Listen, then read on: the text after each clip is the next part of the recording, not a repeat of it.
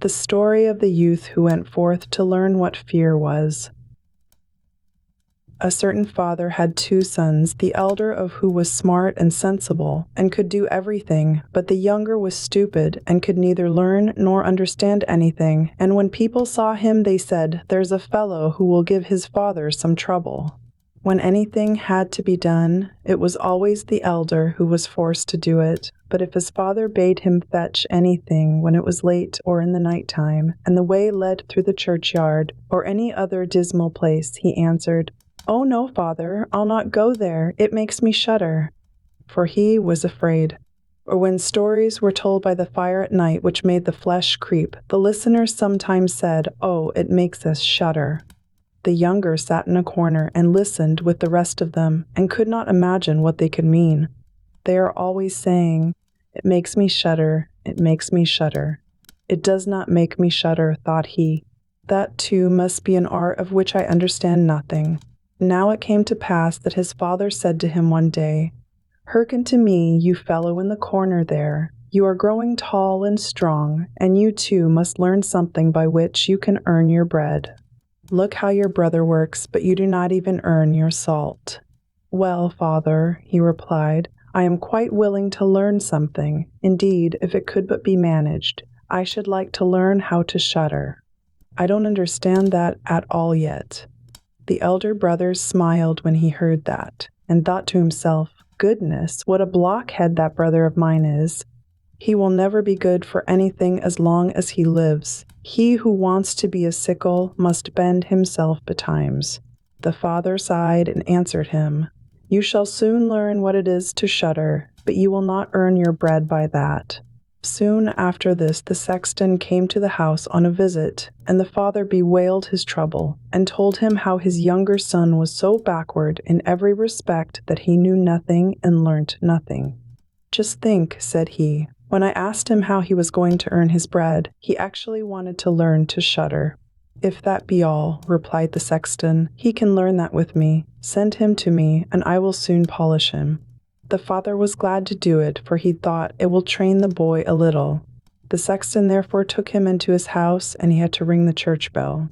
After a day or two, the sexton awoke him at midnight, and bade him arise and go up into the church tower and ring the bell. "You shall soon learn what shuddering is," thought he, and secretly went there before him. And when the boy was at the top of the tower and turned round, and was just going to take hold of the bell rope, he saw a white figure standing on the stairs opposite the sounding hole.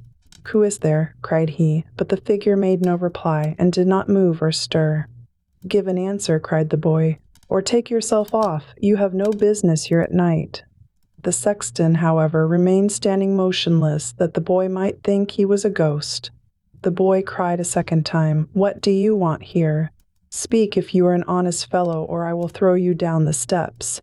The sexton thought, "He can't mean to be as bad as his words," uttered no sound, and stood as if he were made of stone. Then the boy called to him for the 3rd time, and as that was also to no purpose, he ran against him and pushed the ghost down the stairs, so that it fell down the 10 steps and remained lying there in a corner. Thereupon he rang the bell, went home, and without saying a word went to bed and fell asleep. The sexton's wife waited a long time for her husband, but he did not come back. At length she became uneasy and wakened the boy and asked, "Do you know where my husband is? He climbed up the tower before you did." "No, I don't know," replied the boy, "but someone was standing by the sounding hole on the other side of the steps, and as he would neither give an answer nor go away, I took him for a scoundrel and threw him downstairs. Just go there, and you will see if it was he. I should be sorry if it were." The woman ran away and found her husband, who was lying moaning in the corner and had broken his leg. She carried him down, and then with loud screams she hastened to the boy's father. "Your boy," cried she, "has been the cause of a great misfortune. He has thrown my husband down the steps so that he broke his leg. Take the good-for-nothing fellow out of our house." The father was terrified and ran thither and scolded the boy. "What wicked tricks are these?" said he. "The devil must have put them into your head." "Father," he replied, "do listen to me. I am quite innocent. He was standing there by night, like one intent on doing evil. I did not know who it was, and I entreated him 3 times either to speak or to go away. Ah, said the father, I have nothing but unhappiness with you. Go out of my sight. I will see you no more. Yes, father, right willingly, wait only until it is day. Then will I go forth and learn how to shudder, and then I shall, at any rate, understand one art which will support me. Learn what you will, spoke the father. It is all the same to me. Here are 50 thalers for you. Take these and go into the wide world, and tell no one from whence you come, and who is your father, for I have reason to be ashamed of you. Yes, father, it shall be as you will. If you desire nothing more than that, I can easily keep it in mind. When the day dawned, therefore, the boy put his 50 thalers into his pocket and went forth on the great highway, and continually said to himself, If I could but shudder, if I could but shudder. Then a man approached who heard this conversation which the youth was holding with himself. And when they had walked a little farther to where they could see the gallows, the man said to him, Look, there is the tree where 7 men have married the rope-maker's daughter and are now learning how to fly. Sit down beneath it and wait till night comes, and you will soon learn how to shudder. If that is all that is wanted, answered the youth, it is easily done, but if I learn how to shudder as fast as that, you shall have my 50 thalers. Just come back to me early in the morning. Then the youth went to the gallows, sat down beneath it, and waited till evening came. And as he was cold, he lighted himself a fire. But at midnight the wind blew so sharply that in spite of his fire he could not get warm. And as the wind knocked the hanged men against each other, and they moved backward and forward, he thought to himself, If you shiver below by the fire, how those up above must freeze and suffer. And as he felt pity for them, he raised the ladder and climbed up, unbound one of them after the other, and brought down all 7. Then he stoked the fire, blew it, and set them all round it to warm themselves. But they sat there and did not stir, and the fire caught their clothes. So he said, Take care, or I will hang you up again. The dead men, however, did not hear, but were quite silent, and let their rags go on burning. At this he grew angry, and said, If you will not take care, I cannot help you. I will not be burned with you. And he hung them up again, each in his turn. Then he sat down by his fire and fell asleep, and the next morning the man came to him and wanted to have the 50 thalers, and said, Well, do you know how to shudder? No, answered he. How should I know? Those fellows up there did not open their mouths, and were so stupid that they let the few old rags which they had on their bodies get burnt. Then the man saw that he would not get the 50 thalers that day, and went away saying, Such a youth has never come my way before. The youth likewise went his way, and once more began to mutter to himself, Ah, if I could but shudder! Ah, if I could but shudder! A wagoner who was striding behind him heard this, and asked, Who are you? I don't know, answered the youth. Then the wagoner asked, From whence do you come? I know not. Who is your father, that I may not tell you? What is it that you are always muttering between your teeth? Ah, replied the youth, I do so wish I could shudder, but no one can teach me how. Enough of your foolish chatter, said the wagoner. Come, go with me. I will see about a place for you. The youth went with the wagoner, and in the evening they arrived at an inn where they wished to pass the night. Then at the entrance of the parlor, the youth again said quite loudly, If I could but shudder! If I could but shudder! The host who heard this laughed and said, If that is your desire, there ought to be a good opportunity for you here. Ah, be silent, said the hostess. So many prime persons have already lost their lives. It would be a pity and a shame if such beautiful eyes as these should never see the daylight again. But the youth said, However difficult it may be, I will learn it. For this purpose indeed have I journeyed forth. He let the host have no rest until the latter told him that not far from thence stood a haunted castle where anyone could very easily learn what shuddering was if he would but watch in it for 3 nights. The king had promised that he who would venture should have his daughter to wife, and she was the most beautiful maiden the sun shone on. Likewise in the castle lay great treasures which were guarded by evil spirits, and these treasures would then be freed and would make a poor man rich enough. Already many men had gone into the castle, but as yet none had come out again. Then the youth went next morning to the king and said, "If it be allowed, I will willingly watch 3 nights in the haunted castle." The king looked at him, and as the youth pleased him, he said, "You may ask for 3 things to take into the castle with you, but they must be things without life." Then he answered, "Then I ask for a fire, a turning lathe, and a cutting board with the knife." The king had these things carried into the castle for him during the day. When night was drawing near, the youth went up and made himself a bright fire in one of the rooms, placed the cutting board and knife beside it, and seated himself by the turning lathe. "Ah, if I could but shudder," said he, "but I shall not learn it here either." Toward midnight he was about to poke his fire, and as he was blowing it, something cried suddenly from one corner, "Oh, meow, how cold we are!" "You fools," cried he, "what are you crying about? If you are cold, come and take a seat by the fire and warm yourselves." And when he had said that, 2 great black cats came with one tremendous leap and sat down on each side of him and looked savagely at him with their fiery eyes. After a short time, when they had warmed themselves, they said, "Comrade, shall we have a game of cards?" "Why not?" He replied, "but just show me your paws." Then they stretched out their claws. "Oh," said he, "what long nails you have!" "Wait, I must first cut them for you." Thereupon he seized them by the throats, put them on the cutting board, and screwed their feet fast. "I have looked at your fingers," said he, "and my fancy for card playing has gone." And he struck them dead and threw them out into the water. But when he had made away with these 2, and was about to sit down again by his fire, out from every hole and corner came black cats and black dogs with red-hot chains, and more of them came until he could no longer move, and they yelled horribly and got on his fire, pulled it to pieces, and tried to put it out. He watched them for a while quietly, but at last, when they were going too far, he seized his cutting knife and cried, "Away with you, vermin," and began to cut them down. Some of them ran away, the others he killed and threw out into the fish pond. When he came back, he fanned the embers of his fire again and warmed himself. And as he thus sat, his eyes would keep open no longer, and he felt a desire to sleep. Then he looked round and saw a great bed in the corner. "That is the very thing for me," said he, and got into it. When he was just going to shut his eyes, however, the bed began to move of its own accord and went over the whole of the castle. "That's right," said he, "but go faster."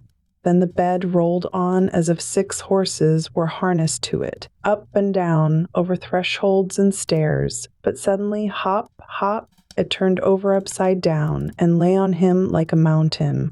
But he threw quilts and pillows up in the air, got out, and said, "Now anyone who likes may drive," and lay down by his fire and slept till it was day. In the morning the king came, and when he saw him lying there on the ground, he thought the evil spirits had killed him, and he was dead. Then said he, "After all, it is a pity for so handsome a man." The youth heard it, got up and said, "It has not come to that yet." Then the king was astonished, but very glad, and asked how he had fared. "Very well indeed," answered he. "1 night is past, the 2 others will pass likewise." Then he went to the innkeeper, who opened his eyes very wide, and said, "I never expected to see you alive again. Have you learnt how to shudder yet?" "No," said he, "it is all in vain, if someone would but tell me." The second night he again went up into the old castle, sat down by the fire, and once more began his old song, "If I could but shudder." When midnight came, an uproar and noise of tumbling about was heard. At first it was low, but it grew louder and louder. Then it was quiet for a while, and at length with a loud scream, half a man came down the chimney and fell before him. "Hello!" cried he, "another half belongs to this. This is not enough." Then the uproar began again. There was a roaring and howling, and the other half fell down likewise. "Wait," said he, "I will just stoke up the fire a little for you." When he had done that and looked round again, the 2 pieces were joined together, and a hideous man was sitting in his place. "That is no part of our bargain," said the youth. "The bench is mine." The man wanted to push him away. The youth, however, would not allow that, but thrust him off with all his strength and seated himself again in his own place. Then still more men fell down, one after the other. They brought 9 dead men's legs and 2 skulls, and set them up and played at 9 pins with them. The youth also wanted to play and said, "Listen you, can I join you?" "Yes, if you have any money." "Money enough," replied he, "but your balls are not quite round." Then he took the skulls and put them in the lathe and turned them till they were round. "There, now they will roll better," said he. "Hurrah! Now we'll have fun." He played with them and lost some of his money, but when it struck 12, everything vanished from his sight. He lay down and quietly fell asleep. Next morning the king came to inquire after him. "How has it fared with you this time?" asked he. "I have been playing at 9 pins," he answered, "and have lost a couple of farthings." "Have you not shuddered then?" "What?" said he. "I have had a wonderful time, if I did but know what it was to shudder." The 3rd night he sat down again on his bench and said quite sadly, "If I could but shudder." When it grew late, 6 tall men came in and brought a coffin. Then he said, "Ha, ha, that is certainly my little cousin, who died only a few days ago," and he beckoned with his finger and cried, "Come, little cousin, come." They placed the coffin on the ground, but he went to it and took the lid off, and a dead man lay therein. He felt his face, but it was cold as ice. "Wait," said he, "I will warm you a little," and went to the fire and warmed his hand and laid it on the dead man's face, but he remained cold. Then he took him out, and sat down by the fire, and laid him on his breast, and rubbed his arms that the blood might circulate again. As this also did no good, he thought to himself, "When 2 people lie in bed together, they warm each other," and carried him to the bed, covered him over, and lay down by him. After a short time the dead man became warm too, and began to move. Then said the youth, "See, little cousin, have I not warmed you?" The dead man, however, got up and cried, "Now will I strangle you." "What?" said he. "Is that the way you think me? You shall at once go into your coffin again." And he took him up, threw him into it, and shut the lid. Then came the 6 men, and carried him away again. "I cannot manage to shudder," said he. "I shall never learn it here as long as I live." Then a man entered, who was taller than all others, and looked terrible. He was old, however, and had a long white beard. "You wretch," cried he, "you shall soon learn what it is to shudder, for you shall die." "Not so fast," replied the youth. "If I am to die, I shall have a say in it. I will soon seize you," said the fiend. "Softly, softly, do not talk so big. I am as strong as you are, and perhaps even stronger." "We shall see," said the old man. "If you are stronger, I will let you go. Come, we will try." Then he led him by dark passages to a smith's forge, took an axe, and with one blow struck an anvil into the ground. "I can do better than that," said the youth, and went to the other anvil. The old man placed himself near and wanted to look on, and his white beard hung down. Then the youth seized the axe, split the anvil with one blow, and in it caught the old man's beard. "Now I have you," said the youth. "Now it is your turn to die." Then he seized an iron bar and beat the old man till he moaned and entreated him to stop, when he would give him great riches. The youth drew out the axe and let him go. The old man led him back into the castle, and in a cellar showed him 3 chests full of gold. "Of these," said he, "one part is for the poor, the other for the king, the third yours." In the meantime it struck 12, and the spirit disappeared, so that the youth stood in darkness. "I shall still be able to find my way out," said he, and felt about, found the way into the room, and slept there by his fire. Next morning the king came and said, "Now you must have learnt what shuddering is." "No," he answered. "What can it be?" "My dead cousin was here, and a bearded man came and showed me a great deal of money down below, but no one told me what it was to shudder." "Then," said the king, "you have saved the castle, and shall marry my daughter." "That is all very well," said he, "but still I do not know what it is to shudder."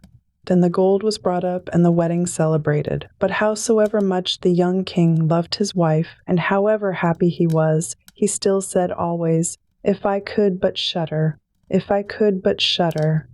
And this at last angered her. Her waiting maid said, "I will find a cure for him. He shall soon learn what it is to shudder." She went out to the stream which flowed through the garden, and had a whole bucketful of gudgeons brought to her. At night, when the young king was sleeping, his wife was to draw the clothes off him, and empty the bucket full of cold water with the gudgeons in it over him, so that the little fishes would sprawl about him. Then he woke up and cried, "Oh, what makes me shudder so? What makes me shudder so, dear wife? Ah, now I know what it is to shudder."